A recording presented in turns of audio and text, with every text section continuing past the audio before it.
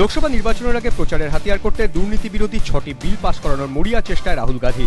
তাই সংসদের বর্ধিত শীতকালীন অধিবেশনে এই বিলগুলি পাশ করানোই কেন্দ্রের লক্ষ্য। দুর্নীতি প্রতিরোধ বিল। দুর্নীতি প্রতিরোধ আইনের সংশোধনের জন্য এই বিলটি আনা হচ্ছে। হুইসেল ব্লোয়ার্স প্রোটেকশন বিল। কোনো দুর্নীতি বা কেলেঙ্কারির খবর যারা ফাঁস করবেন কিংবা এ ব্যাপারে কোনো খবর দেবেন তাদের নিরাপত্তা দিতে এই বিল। বিদেশি এবং সরকারি আধিকারিকদের ঘুষ বন্ধে বিল।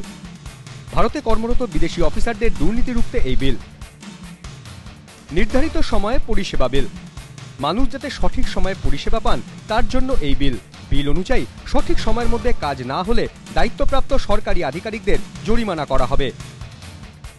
বিচার বিভাগীয় দায়বদ্ধতা বিল, অর্থাৎ বিচার বিভাগীয় মান এবং স্বচ্ছতা বিল। বিচারপতিদের নিয়োগ প্রক্রিয়ায় বদল আনতে এই বিল। রাজ্যসভায় পাশ হওয়ার পর বিলটি লোকসভায় পড়ে রয়েছে। সরকারি সামগ্রী ক্রয় বিল।